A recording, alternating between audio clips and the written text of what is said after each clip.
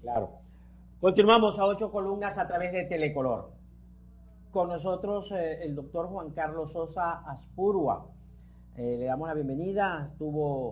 Está de visita en la ciudad de Maracaibo. Ayer estuvo en la urbe ofreciendo una interesante conferencia. ¿Cómo ve esta Venezuela? ¿A cuánto estamos de las elecciones? 2 meses ya. Creo que un poco menos. Menos de 2 meses. Menos de 2 meses de las elecciones. A 1 mes y pico. ¿Y qué Venezuela se ve antes del 6 de diciembre? Comencemos por ahí. ¿Qué Venezuela ve usted antes del 6 de diciembre? Bueno, yo en este momento, Rafael, no veo a Venezuela. Ahorita lo que estamos viviendo es un país que no es el nuestro. Estamos viviendo un país que no es el nuestro, coma, dice Juan Carlos Sosa Azpurua. Mira, tengamos en pantalla la cuenta tweet de nuestro invitado, por favor. Ya usted la sabe, creo que es @JC Azpurua. Sosa Azpurua. Sí. Sosa Azpurua, así es la cosa. JC, ¿verdad? Sí. JC Sosa Azpurua. Con una sola A. Con una sola A. Así es. Listo, gracias. Seguimos. Perdona que le interrumpa, tenemos que hacer pase a la sala de redacción. Bueno, yo siento eso, Rafael, que estamos lamentablemente en una situación en que nos han obligado a aceptar un país que no se parece a nosotros. Es decir, los venezolanos no somos esto que quieren que parezcamos que somos. Y es verdaderamente lamentable como uno ve en cada uno de los estados que visita, cómo lo bueno se va borrando desde el punto de vista inclusive estructural. Yo estos días que he estado aquí en Maracaibo, que he recorrido la ciudad en carro en la noche, ha sido verdaderamente terrible cómo la ciudad está completamente apagada, sin luz y llena de basura por todos lados y una infraestructura que se está cayendo a pedazos, ¿no? Entonces eso es lo que está pasando en el país entero. Hay una desidia, un desprecio, una antipatía hacia todo aquello que tenga valor, que tenga excelencia, que tenga estética, belleza, ¿no? En todos los aspectos me refiero. Aspectos que van de lo espiritual, por supuesto, a lo más socioeconómico, político. Entonces yo creo que, bueno, lamentablemente hemos caído en esto y tenemos que reaccionar, ¿no? Yo creo que la forma de reaccionar, evidentemente, lo primero es comenzar a denunciar que no podemos aceptar esta realidad. Tenemos que oponernos a toda costa a esta realidad que nos están obligando a aceptar, ¿no? Pero, doctor Sosa, la gente vive el día a día. La vida continúa, el país continúa. Hoy el ministro presenta el proyecto de presupuesto. Les repregunto sobre esa Venezuela que dice usted que no ve una... ¿Qué pasa con esos venezolanos que, bueno, van a un proceso electoral, le dan su respaldo al gobierno y entonces, ¿cómo pensar? ¿Será que una parte de los venezolanos no ve lo que la otra parte de Venezuela sí ve? Yo pienso, Rafael, que es una minoría inmensa lo que hoy en día está apoyando a este sistema. Y eso que lo apoya, más allá de sus fanáticos irredimibles, si se quiere, el fanatismo que gira en torno a ese mundo clientelar, burocrático, corrupto, que es el centro del poder en este momento. El resto de los que quizás siguen apoyando esto es porque lo hacen por sobrevivencia, es decir, simplemente porque les da mucho miedo perder cualquier potencial apoyo que reciban por parte de quien esté en el poder. Es decir, porque en Venezuela lamentablemente las políticas públicas han conllevado a que la marginalidad crezca de una forma completamente cruel e inhumana. Y cuando una persona no tiene recursos de ningún tipo para poder sobrevivir por sus propios medios, necesariamente es muy fácilmente manipulable y presionada para que, bueno, actúe de manera robótica en apoyo de eso que paradójicamente la está destruyendo, ¿no? Y ese es el caso de Venezuela y el caso del supuesto apoyo que tiene el sistema chavista, ¿no? Lo que llaman eso que dicen que es revolución. El gobierno, sí, el proceso revolucionario. Sí, entonces eso yo no creo que pase el 20% del país. Yo creo que la inmensa mayoría de los venezolanos estamos esperando otra cosa y queremos otra cosa y no nos identificamos para nada con esta desgracia, ¿no? Para nada. Sí. Ahora, ¿Cuál es la encrucijada económica del país para Juan Carlos Sosa? ¿Qué hacer? Yo recuerdo mucho al doctor Caldera. El doctor Caldera también se quejaba de los economistas, decía, todos los días aparece un economista. Y bueno, creo que la oportunidad que usted nos visitó, le recordé aquella frase de los profetas del desastre, viven prediciendo cosas. ¿Por dónde estaría la salida económica de manera puntual? ¿Qué es lo que debe? El gobierno acaba de dictar unas medidas económicas, aumenta el sueldo, o sea, aumenta el gasto, no se necesita ser un especialista. Es que al final del día, Rafael, no tiene nada que ver con, obviamente las políticas económicas hay que analizarlas y lo que está haciendo este gobierno en materia económica es un desastre, pero lo está haciendo al propósito, porque este sistema lo que busca precisamente es destruir al país. Entonces, las políticas económicas no se pueden proyectar de manera aislada, tienen que ver con toda una globalidad de políticas públicas que se tienen que aplicar con coherencia y en sintonía, y además que tengan como visión efectivamente el crecimiento sostenido de un país, el progreso, la evolución, el hecho de que un país efectivamente pueda alcanzar la riqueza más alta a través de su propio empuje.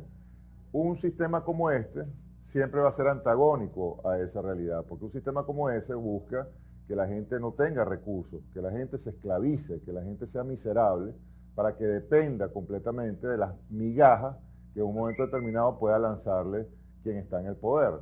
Entonces, no tiene sentido analizar políticas económicas en sentido de políticas petroleras, fiscales, monetarias, políticas de ningún tipo, cambiarias, porque al final del tema es estéril, es como darse golpes contra una pared, porque siempre va a caer cualquier análisis que uno haga en oídos sordos, porque no es del interés, insisto, de quienes están en el poder, aplicar políticas públicas sensatas. O sea, tienen todas las maneras de hacerlo, pero y no lo hacen adrede. No saben, no quieren o no pueden. No quieren. No quieren. ¿No le parece muy exagerada esa apreciación? No, en lo absoluto, Rafael. Yo tengo ya 17 años analizando este gobierno y comparándolo con otros gobiernos de la historia de la humanidad.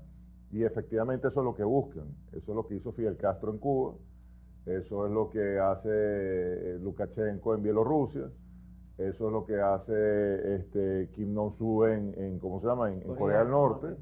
Al final del día, el objetivo es la destrucción de la sociedad, la destrucción de la sociedad para reinar en el poder indefinidamente, ¿no? Sí. Ahora bien, ¿usted estaría en condiciones de sugerir medidas económicas, rumbo económico? ¿Cuál sería el rumbo adecuado de nuestra economía en este mundo globalizado de este momento, en una economía petrolera con los precios, bueno, que van palo abajo? Fíjate, Rafael, nosotros ayer en la Burba analizábamos el caso de Singapur y decíamos que Singapur en 1965 era un país que tenía $400 de ingreso per cápita. Y hoy en día se acerca a los $60.000 de ingreso per cápita. Es el país más desarrollado en términos de ingreso per cápita del mundo entero. ¿Y qué hizo Singapur para lograrlo? Número uno, generar confianza. Confianza en el país, seguridad jurídica, confianza en el cumplimiento de la palabra, reglas claras, transparencia. Y además, todos unos incentivos para la inversión mundial, la inversión no solamente nacional, sino transnacional. Y muchísimo enfoque en la educación, en la investigación y en la ciencia. Entonces son políticas públicas que se coordinan para estimular al individuo, para estimular la generación y la creación de riqueza alternativa al Estado. Entonces son políticas públicas efectivamente que van dirigidas, por ejemplo, en el caso fiscal, a no estrangular a las empresas, sino más bien establecer un marco tributario que estimule a la inversión y estimule la generación de riqueza. Un marco legislativo que no promueva leyes que simplemente sean antagónicas a la libre empresa. Entonces, en Venezuela, para lograr todas estas cosas, habría que hacer unas reformas estructurales que parten de la filosofía de vida que debe tener un país y un régimen. O sea, cuando un régimen tiene como filosofía el comunismo, ninguna de estas cosas que estamos hablando pueden materializarse, porque son gobiernos que son antagónicos a estas cosas. Entonces no las promueven. Entonces por eso que Venezuela, de haber sido en los años 50, en los 60, uno de los países más pujantes del mundo, y con un crecimiento económico sostenido en 1928, 1973, 74, hoy en día somos uno de los países más retrasados del planeta, con la inflación más alta del mundo y con los índices de delincuencia más elevados también. Bien. Bueno, estamos conversando con el doctor Juan Carlos Sosa Aspuruá. Ya regresamos.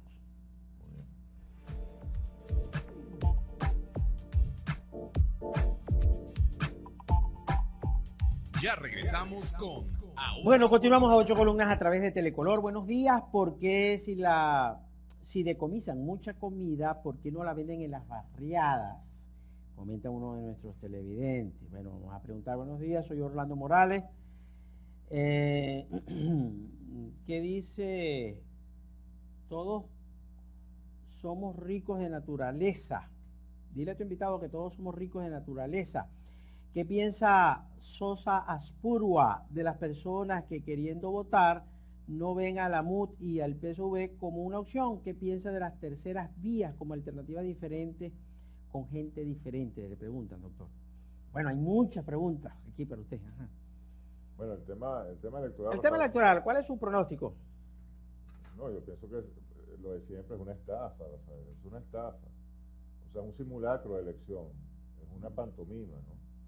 Pienso que aquí, mientras existe un registro electoral permanente inflado en más de 3 millones de personas que no existen, unas máquinas que hacen con ellas lo que les da la gana, unas mesas que colocan en lugares donde están la narcoguerrilla, en centros que solamente controla el régimen, mesas itinerantes.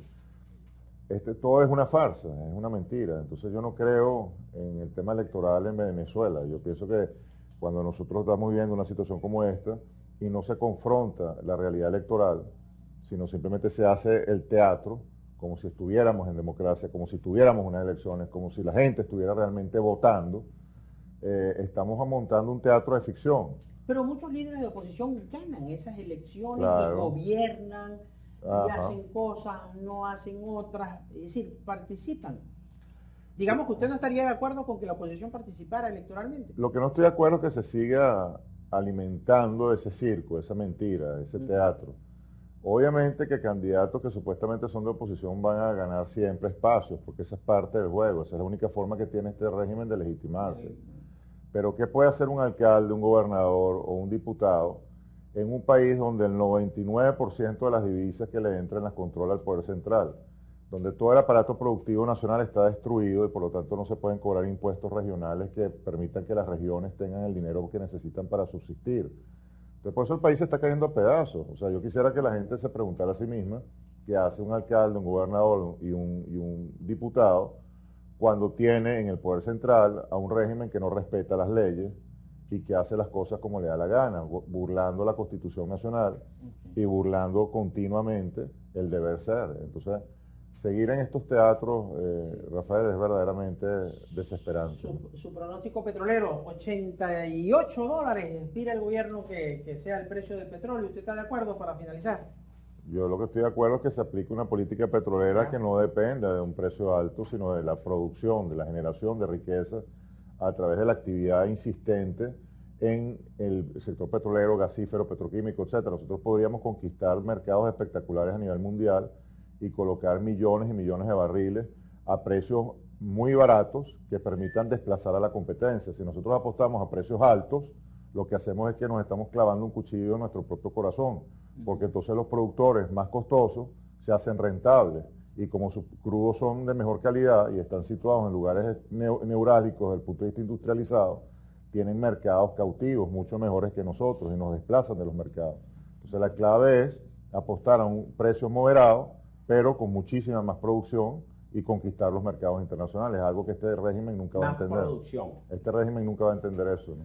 Bien, muchas gracias al doctor Juan Carlos Sosa Aspuruá por su visita al programa. A ustedes por la sintonía, por favor sigan con la excelente programación que les ofrece Telecolor. Será de noticia y donde está la noticia está Galicia. Más vale creer en Dios que en hombres poderosos. El Señor bendiga sin límites al pueblo zuliano. Hasta mañana. Tema Guyana.